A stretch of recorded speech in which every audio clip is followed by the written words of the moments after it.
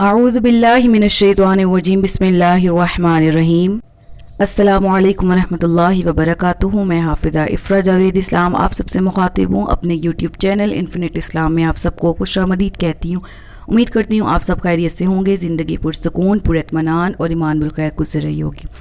آج کے ٹاپک میں ہم حضرت موسیٰ علیہ السلام کا واقعہ ہی جو سیشن شروع ہے اس میں 3 لیکچرز گزر چکے ہیں، آج چوتھا لیکچر ہے اور اسی واقعے کو کنٹینیو کریں گے جہاں پر گزشتہ واقعے کا اینڈ کیا تھا۔ ہم نے اینڈ کیا تھا حضرت موسیٰ علیہ السلام کی ملاقات حضرت شعیب علیہ السلام سے ہوئی، اور حضرت شعیب علیہ السلام کی خدمت اقدس میں آپ نے 10 سال کا عرصہ گزارا، اور پھر اس کے بعد حضرت شعیب علیہ السلام نے اپنی بیٹی حضرت صفورہ کا نکاح حضرت موسیٰ علیہ السلام سے کر دیا۔ اب اس کے آگے سے واقعہ پڑھیں گی جو کہ کچھ اس طرح سے ہے کہ حضرت موسیٰ علیہ السلام اپنے والدین سے، اپنی والدہ سے اور اپنی بہن اور اپنے بھائی سے ملنے کے لیے آپ علیہ السلام حضرت شعیب کی خدمت سے آپ نے اجازت چاہی اور حضرت صفورہ کے ساتھ وہاں سے پلٹ آئے۔ اب آپ موجود کہاں تھے؟ اس وقت مدین میں۔ مدین سے اپنے آبائی ملک، اپنے آبائی شہر مصر میں جانا تھا۔ وہاں پر آپ جب مصر کی طرف آپ کی روانگی ہوئی ہے تو حضرت صفورہ سے آپ کا نکاح ہو چکا تھا، اور آپ حضرت صفورہ علیہ السلام جو ہے وہ امید سے بھی تھیں اس وقت، ٹھیک ہے۔ اور پھر اس وقت جب آپ وہاں پہنچے ہیں، راستے میں تھے تو اندھیری رات تھی، بادل بہت زیادہ تھے اور تیز ہوائیں چل رہی تھی، اور تقریباً اس طرح سے تھا کہ جس طرح دن کے میں بھی جب کالے بادل آ جائیں تو ایک انسان ہوتا ہے نا، اندھیرا چھا جانا، تو ایسے میں آپ مصر کی طرف جو راستہ جانے والا ہے اس راستے سے تقریباً کوئی دوسرے راستے کی طرف منتقل ہو گئے، اور ایک ایسا مقام آیا جہاں سخت سرد رات بھی تھی، اور آگ بھی پتھر سے اس وقت جلایا کرتے تھے آگ، اور وہ پتھر رگڑنے سے بھی آگ پیدا نہیں ہو رہی تھی۔ اور اس چیز کا آپ کو بخوبی اندازہ ہوگا کہ جب ہوا میں نمی زیادہ ہو، سردی بہت زیادہ ہو اور یا برف بہت زیادہ ہو تو اس وقت آگ نہیں جلائی جا سکتی، آگ نہیں جلتی، تو اس وقت آگ بھی نہیں جل رہی تھی۔ حضرت صفورہ آپ کے ساتھ تھی اور آپ ایک جگہ پر پہنچے، اور یہ وہ جگہ تھی جو وادی طویٰ تھی، ٹھیک ہے، اور یہاں پر کوہ طور بھی موجود تھا۔ وہاں پر آپ جب پہنچے ہیں تو آپ نے دیکھا کہ دور کہیں پر آگ جلتی آپ کو نظر آئی، لگا کہ ایسے جیسے آگ ہے۔ اس کا ذکر جو ہے نا وہ قرآن کریم میں بھی موجود ہے، سورہ نمل کی آیت نمبر 7 میں ہے، اور وہ کیا ہے؟ اس قال موسیٰ لأہلہ انی آنست نارا سآتیکم منہا بخبر او آتیکم بشہاب قبس لعلکم تصطلون۔ آپ نے حضرت صفورہ سے کیا کہا؟ جس وقت حضرت موسیٰ نے اپنی بیوی سے کہا مجھے آگ کی روشنی نظر آ رہی ہے، ہو سکتا ہے کہ یہاں سے میں تمہارے لیے کوئی خبر لے آؤں، یا پھر آگ کی کچھ چنگاریاں تمہارے لیے لے کر آتا ہوں تاکہ اس آگ سے کچھ حرارت حاصل کر سکو۔ چونکہ سردی بہت زیادہ تھی، حضرت صفورہ امید سے بھی تھی، اور اس وقت جب آپ نے دیکھا کہ اب ان کو میں وہاں پیدل لے کے جاؤں اس جگہ پر جہاں آ گئے، تو حضرت صفورہ سے مخاطب اور کہا کہ مجھے وہاں گو کے لگتا ہے کہ آگ موجود ہے، میں وہاں جاتا ہوں، اگر تو وہاں آبادی ہوئی، کوئی موجود ہوا تو اس سے مزید آگے مصر تک راستہ جو جا رہا ہے اس کی رہنمائی لے لی جائے گی، جس کا ذکر بھی یہاں پر ہے کہ کوئی خبر لے کر آتا ہوں۔ اس میں علماء کرام کی مختلف رائے ہیں، ٹھیک ہے، جو میں نے ایک آپ کی خدمت میں رکھ دی۔ پھر اس کے بعد کیا کہا؟ یا میں آگ لے آؤں جس سے تم حرارت حاصل کر سکو، کیونکہ شدید سردی تھی اور شدید سردی کے عالم میں حرارت حضرت صفورہ کو چاہیے تھی، تو حضرت موسیٰ اس طرف چل پڑے۔ جب آپ وہاں گئے ہیں تو اس وقت آپ نے دیکھا کہ وہ جو آگ ہے، جو آپ کو لگ رہا تھا کہ آگ ہے، لیکن در حقیقت وہ جہاں پر سے وہ نکل رہے تھے، لگ رہا تھا نا کہ شعلے آگ ہے، شعلے ہیں آگ کے، وہ در حقیقت نور تھا۔ اور نور کس طرح سے تھا کہ روایات میں آتا ہے کہ وہ نور اس قدر بلند تھا کہ وہ زمین سے آسمان تک دکھائی دیا جا سکتا تھا، اور وہ درخت کی رنگت بالکل بھی بدلی ہوئی نہیں تھی، اصلی حالت میں تھی، سرسبز و شاداب درخت تھا۔ اب دیکھیں کسی چیز کو آگ لگی ہو وہ تو جل رہا ہوگا نا، آگ سے دھواں نکل رہا ہوگا اور وغیرہ وغیرہ، لیکن ایسا تھا کہ وہ روشنی تھی، وہ نور تھا، وہ آگ نہیں تھی جس کو دور سے سمجھا جا رہا تھا، ٹھیک ہے۔ اور وہ درخت اپنی اصلی حالت میں بھی موجود تھا، صحیح سلامت تھا، وہ جل بھی نہیں رہا تھا۔ اور یہ کون سا مقام تھا؟ یہ وہ درخت جو ہے وہ پہاڑ کے دائیں طرف مغربی کنارے پر موجود تھا، اور یہ کوہ طور کا مغربی کنارہ تھا، اور یہ جو وادی تھی اس وادی کا نام وادی طویٰ تھا، ٹھیک ہے. اور اس وقت حضرت موسیٰ جس وادی میں ٹھہرے تھے وہ وادی طویٰ تھی، اور آپ جب وہاں چلے گئے اور آپ نے دیکھا کہ یہاں پر تو آگ نہیں ہے، ایک روشنی ہے، تو وہاں پر رب العالمین نے آپ سے کلام کیا تھا اور آپ کو نبوت عطا کی تھی.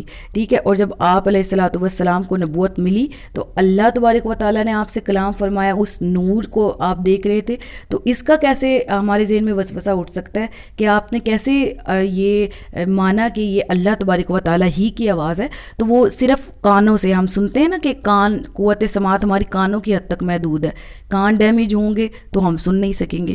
تو وہ جو آواز تھی حضرت موسیٰ علیہ الصلوۃ والسلام صرف کانوں سے نہیں سن رہے تھے، بلکہ آپ کا پورا بدن مبارک اس آواز کو محسوس کر رہا تھا. گو کہ آپ کے سننے کی کیفیت ہی بدلی ہوئی تھی، اور کلام کی کیفیت تو بالکل ویسی نہیں تھی جیسے ہم عام انسان بات کرتے ہیں. تو اس لیے حضرت موسیٰ علیہ الصلوۃ والسلام پہچان گئے کہ رب العالمین کی ذات ہے. اور یہ چیز بھی آپ یاد رکھیے کہ ان چیزوں کو میں ساتھ ساتھ اس لیے ریوائز تھوڑا تھوڑا کروا رہی کہ بعد میں کنفیوژنس کریٹ نہ ہوں. 30 سال کی عمر میں آپ مصر چھوڑ کے مدین کی طرف آئے تھے. 10 سال آپ حضرت شعیب کی خدمت میں رہے. تو وہاں سے جب واپس پلٹے، راستے میں آپ کو نبوت ملی میدان طویٰ میں اور کوہ طور کے مغربی کنارے پہ. تو اس وقت آپ کو نبوت عطا کی گئی تو آپ کی عمر مبارک 40 سال تھی. ٹھیک ہے. اور جب رب العالمین نے آپ سے مخاطب ہوا، رب العالمین نے کیا آپ کو فرمایا؟ انا اللہ و رب العالمین اننی انا اللہ لا الہ الا انا فاعبدنی واقم الصلاۃ لذکری. یہ میں نے آپ کے سامنے قرآن کی آیت مینشن نہیں کی، میں نے آپ کے سامنے عربک ویسے ہی لکھی ہے تاکہ آپ اس کو سمجھ سکیں شارٹ وے میں کہ رب العالمین نے جب خطاب کیا تو کہا میں رب العالمین ہوں، میں رب ہوں، میں اللہ ہوں، میرے سوا کوئی معبود نہیں، بس تو میری عبادت کر اور نماز قائم کر. میں ہی الہ ہوں، میرے سوا کوئی دوسرا الہ نہیں ہے. تو یہ اللہ تبارک و تعالیٰ کا حضرت موسیٰ سے کلام تھا. اور حضرت موسیٰ علیہ الصلوۃ والسلام کو اس وادی میں یہ بھی حکم ہوا تھا کہ اپنے جوتے اتار دو. انی انا ربک فاخلع نعلیک انک بالواد المقدس طغی. بے شک تو پاک وادی میں ہے اور میں تیرا رب ہوں، تو اپنے جوتے اتار دے. یعنی حکم ہوا کہ آپ اپنے جوتے مبارک اتار کے آگے تشریف لے ہیں، کیونکہ آپ پاک جگہ پہ اس وقت موجود تھے. تو اس سے یہ بھی علم ہوا کہ کسی مدرسے میں، کسی مسجد میں، کسی پاک جگہ میں، گھر کے اس کونے میں جہاں نماز پڑھی جاتی ہے وہاں جوتے نہ لے کے آئے جائیں.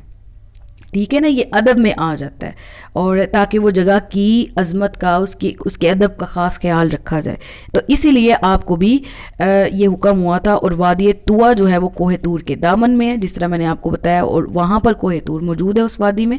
اور اس کے دائنی سائڈ پہ، مغربی سائڈ پہ یہ درخت موجود تھا جہاں سے آپ رب العالمین سے آپ نے کلام فرمایا. اور اس وادی کا اور اس کوہ طور کا آپ سے تعلق پھر باقی تمام عمر رہا. آپ رب العالمین سے کلام فرماتے تو کوہ طور پر ہی آ کے کرتے. اس کا ذکر بھی ہم انشاءاللہ آئندہ آنے والے اسباق میں پڑھیں گے.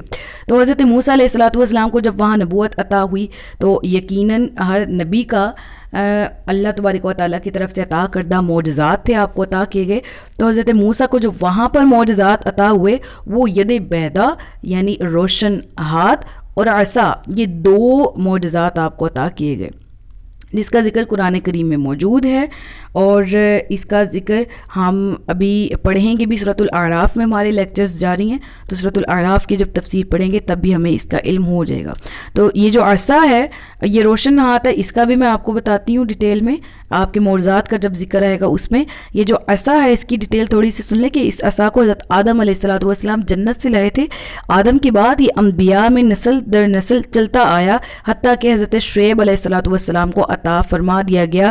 اور یہ لاٹھی حضرت آدم علیہ الصلوۃ والسلام کی لاٹھی ہے، اور حضرت شعیب علیہ الصلوۃ والسلام نے پھر یہ عصا مبارک حضرت موسیٰ علیہ الصلوۃ والسلام کو عطا کیا. اور یہ معجزہ، یہ عصا کا جو معجزہ ہے، یہ حضرت موسیٰ علیہ الصلوۃ والسلام کی کل 9 معجزوں میں سے ایک تھا. ایک عصا ہو گیا، ایک روشن ہاتھ ہو گیا، 2 معجزات ہیں.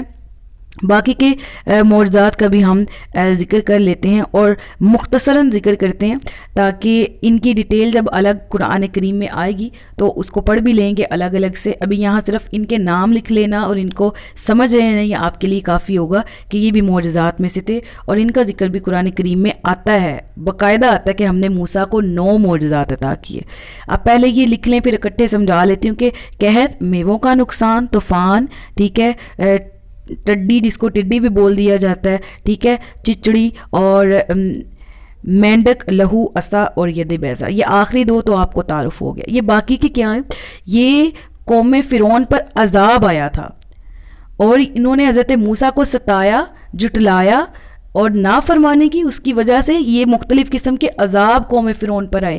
پھر وہ قوم بھاگی آتی حضرت موسیٰ کے پاس کہ اللہ تعالیٰ سے ہماری طرف سے توبہ کر دیجئے, ہم اب نہیں ستائیں گے, ہم اب رجوع کرتے ہیں. پھر وہ جو ہے وہ ایک عذاب ہٹا لیا جاتا, پھر تقریباً 1 ماہ کا ڈیوریشن گزرتا, پھر وہ اپنے نقصان میں چل پڑتے, پھر وہ جھٹلانے کے لیے چل پڑتے, پھر اس کو کیا ہوتا کہ ان پر دوبارہ نیا عذاب آتا. تو یہ عذاب جو اللہ کی طرف سے اس قوم پر نازل کیے جا رہے تھے اور حضرت موسیٰ کی دعا سے ہٹا بھی دیے جا رہے. اب دیکھیں مینڈکوں کا عذاب, لہو کا عذاب, خون, یہ کس طرح کے عذاب تھے.